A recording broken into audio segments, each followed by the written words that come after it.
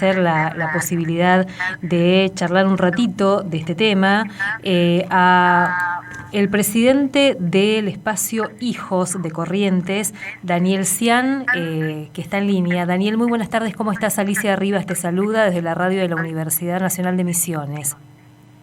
Hola Alicia, muy buenas tardes, ¿cómo estás vos? ¿Cómo están todos ustedes por ahí, por Posadas? Muy bien, acá. Bueno, gracias por atendernos y estábamos ahí un poco recibiendo la información de estas redes que se van conformando de derechos humanos en la región, de esta noticia. ¿Qué significa para ustedes la posibilidad de que parte, por lo menos, del Regimiento de Infantería 9 sea convertido en un espacio de memoria? Mira, para nosotros es más que relevante, digamos. El juicio del Regimiento 9 fue el primer juicio del interior en su momento. Uh-huh. Hasta ese momento no se pensaba que iba a haber la posibilidad de llevar adelante un juicio en el interior.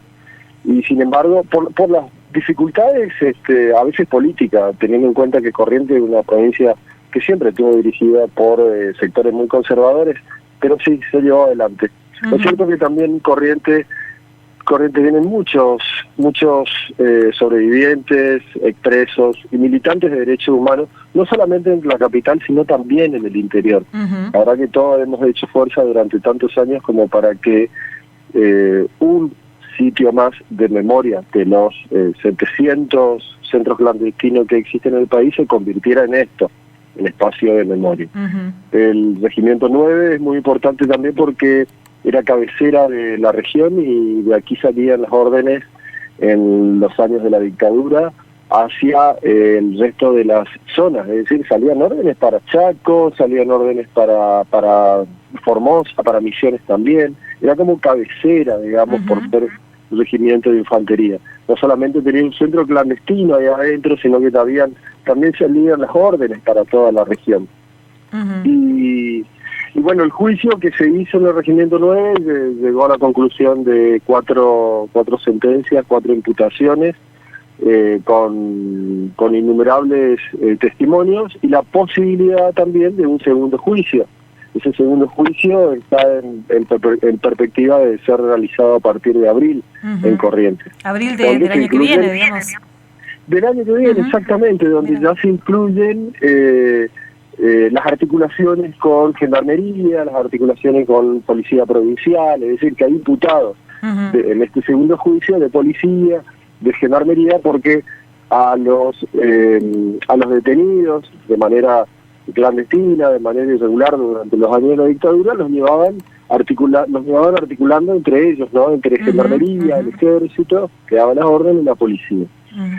Pero bueno, es muy importante porque está en un lugar muy simbólico también de Corrientes este regimiento. Se encuentra en la bajada del puente. Sí. Y a la costa del río. Uh-huh. Es un regimiento que tiene aproximadamente 6-7 hectáreas y simbólicamente es un lugar que ha sido atacado y buscado para convertirlos en tierras privadas y convertido en lo que Corrientes le decían el famoso plan costero, donde Uh-huh. durante la época de Macri intentaron pasar muchas tierras del Estado Nacional a la jurisdicción pública, digamos, para ser vendidas, seguramente que por algunos amigos del poder, digamos, y ser adquiridas por esos amigos del poder y convertirlas en edificios lujosos, porque Uh-huh. en una zona cotizada, digamos, esto de querer convertir nuestras zonas costeras en tipo Puerto Madero, ¿no? Esa fue la idea, Uh-huh. así fue, no solamente en el regimiento, sino ahora, por ejemplo, avanzaron en otros lugares que no era de jurisdicción nacional, que era de jurisdicción provincial, pero había históricos, ferias artesanales o ferias persas, ferias paraguayas, como les solemos decir aquí. Uh-huh. Han avanzado todos y lugares públicos incluso sí han podido avanzar. Y bueno, este lugar lo hemos podido custodiar, lo hemos podido guardar, gracias a que tenía una cautelar que se logró en el primer juicio. Uh-huh. Y porque todavía se constituía como una prueba para el juicio que se iba a venir, entonces esa cautelar no sirvió. A pesar de ello, el 9 de diciembre del 2019, el día antes que se fuera el gobierno anterior, hicieron una cesión de esas tierras hacia el municipio de la provincia de Corrientes, desde Nación hacia el municipio. Un día antes, cuando nosotros nos enteramos, porque eso llega al expediente, nos comunicamos con las autoridades nacionales nuevas que habían subido, que eran los ministros de Alberto Fernández, y por suerte desarticularon rápidamente esa sesión y para hacerlo adecuadamente y conforme a la ley también, ¿no es cierto? O sea que eso de alguna manera posibilitó que hoy estemos hablando de este espacio de memoria, porque si no, no habría ya, ¿no? Sí, así es. Corrientes es una de las provincias que, yo no sé si será así, pero es una de las que más tierras del ejército existen, posiblemente por ser una ciudad fronteriza. Cada una de las localidades que tiene tierras del ejército son aproximadamente dos predios de ejército que tiene, por ejemplo, Santo Tomé, Paso de los Libres, Curuzú, todas tienen tierras, había ejército y 2 predios. También es Corrientes Capital quien tenía también esos 2 predios. Y aquí el otro predio era el de Santa Catalina, donde se hicieron excavaciones porque hay testimonios que habían fosas comunes, digamos. No tuvimos suerte de encontrar, pero sí pudimos constituir este espacio de memoria. Daniel, decías, de ahí salían órdenes y articulaciones con las otras fuerzas represivas, pero ahí también funcionó un centro clandestino de detención, propiamente dicho, ¿no? Sí. Dentro del predio del regimiento habían armado un galpón de madera, una cuadra de madera de aproximadamente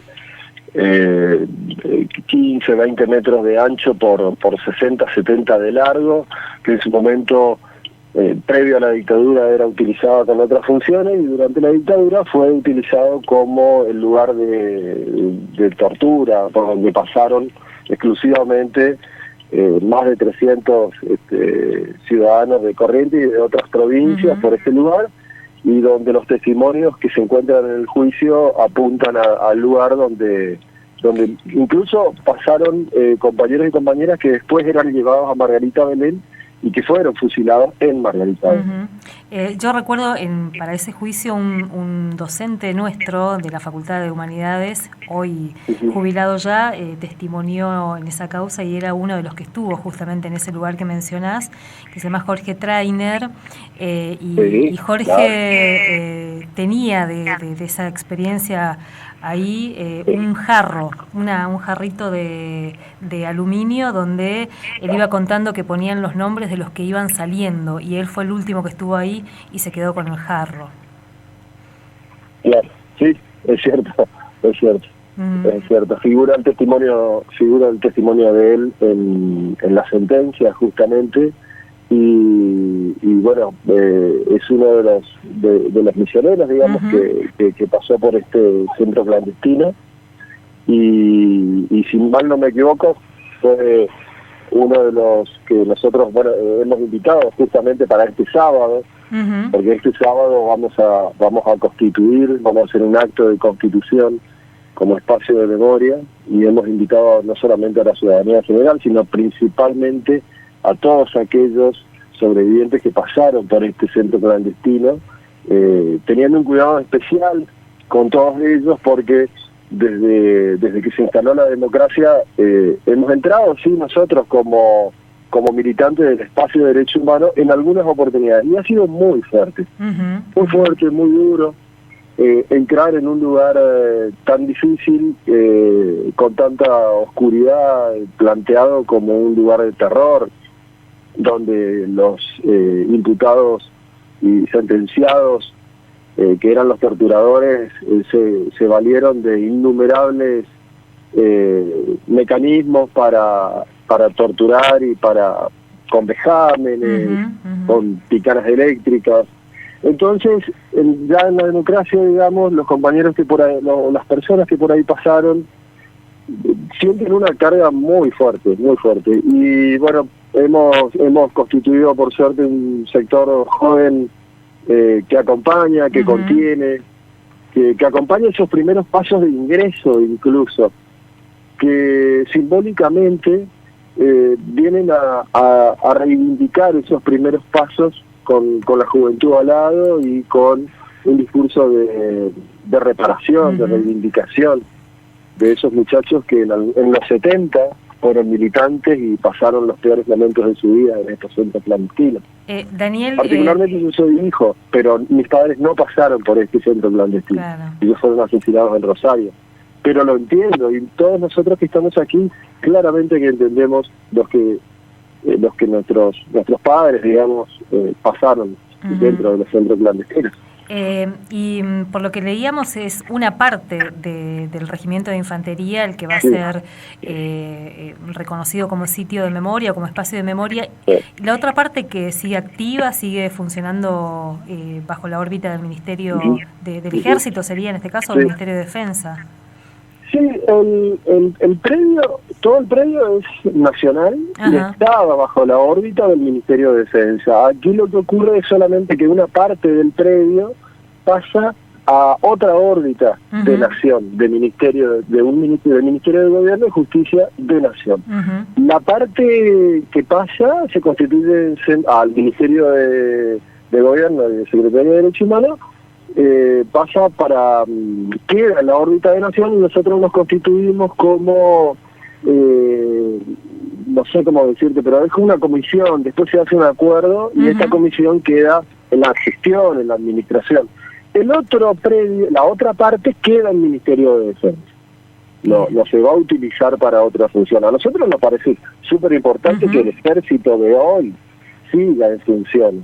Si este ejército hoy se lleva a la Liguria, a Resistencia, como lo hizo Macri en su momento, nos deja a nosotros sin la posibilidad de la reacción urgente ante catástrofes como inundaciones o como quemas, que el ejército sí participó urgentemente y prestando servicios patrióticos, digamos, súper necesarios en ese momento. Nosotros no queremos que esa parte del ejército se vaya, queremos que quede y que cumpla las funciones de un ejército solidario, un ejército presente.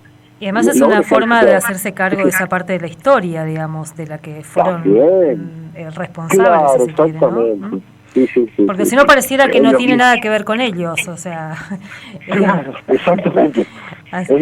Es así como decís. Daniel, y pensaba esto también, cuando uno recorre algunos sitios, la ESMA, por ejemplo, la ex-ESMA, y ve ahí el lugar de las madres, el lugar de las abuelas, lo simbólico y lo importante que es, ¿no? Que es esa forma de reivindicar a quienes fueron tan fuertemente perseguidos, el espacio de los expresos políticos. Es muy impresionante que en ese tipo de predios puedan estar estos espacios. Aquí hay algo que no sucedió de manera aislada, ni con otro interés más que el de la verdadera educación de la memoria, digamos. Sobre todo porque no es historia aún, no estamos en los libros de historia, somos memoria, digamos, los testimonios están vivos, los testimonios caminan entre nosotros. Trainer está vivo para dar testimonio de su relato y de su paso por una época en la que no solamente fueron por la represión, el golpe de Estado, la dictadura, las tormentas, sino también por una injerencia de un país que fue Estados Unidos a través del Plan-CON de las escuelas de las Américas en toda Latinoamérica. Y eso viene a constituir un hecho importantísimo para la historia de nuestro país. No solamente reparar a las víctimas que por allí pasaron, sino toda la historia que subyace detrás de ese dolor y de ese terror, como para que no solamente no vuelva a ocurrir, sino que repensemos en nuestras soberanías, en nuestros recursos, en la defensa de nuestras patrias, no desde la guerra como muchas veces se lleva adelante, entre comillas, y se cierra, sino de la defensa de nuestros espacios con soberanía, digamos, como hoy mismo lo estamos planteando, teniendo en cuenta nuestros recursos hídricos, nuestras cuencas hídricas, teniendo en cuenta el Paraná, ¿no es cierto? Totalmente. Y estos espacios son esos, son lugares donde reivindicamos a través de una especie de museo vivo. La verdad que no tenemos mucha experiencia porque en el interior hay algunos sitios de memoria. Sí, hay, en algunas provincias hay, en el mismo Chaco está la Casa por la Memoria, por ejemplo. Pero nuestro atiende a nuestra propia historia, a nuestra propia región. Y todo eso debe ser tenido en cuenta en el momento de llevar adelante este sitio de memoria en particular.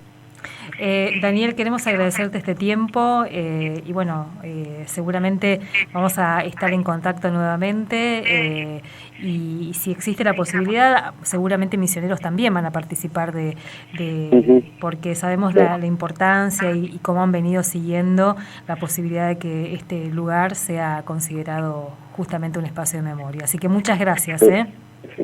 No, muchas gracias a ustedes por acompañarnos, por hacer difusión y porque los misioneros también se enteren de que bueno, que se siguen haciendo trabajos de memoria y en reivindicación de aquellos compañeros que tuvieron una etapa muy dura durante su juventud. Y ojalá esto también sirva para que nosotras acá en la provincia volvamos a retomar el impulso por la búsqueda de recuperar sitios, y porque acá tenemos señalizados los sitios, pero como espacios de memoria no tenemos todavía, así que también ojalá eso sirva para encender la lucha por ese sitio de memoria o por ese espacio de memoria. Muchas gracias. Sí, gracias. Gracias a vos. Hasta luego. Daniel Cian, presidente del espacio Hijos, que integra también esta especie de comisión que se conformó para lograr que se constituya una parte del Regimiento de Infantería 9 de Corrientes como espacio de memoria. Esto que va a ocurrir este sábado, a partir de las 19, se va a abrir a la comunidad para que la puedan visitar. Y bueno, alguna de las cosas que dice Daniel, ¿no? Para muchos sobrevivientes de ese centro clandestino de detención, debe ser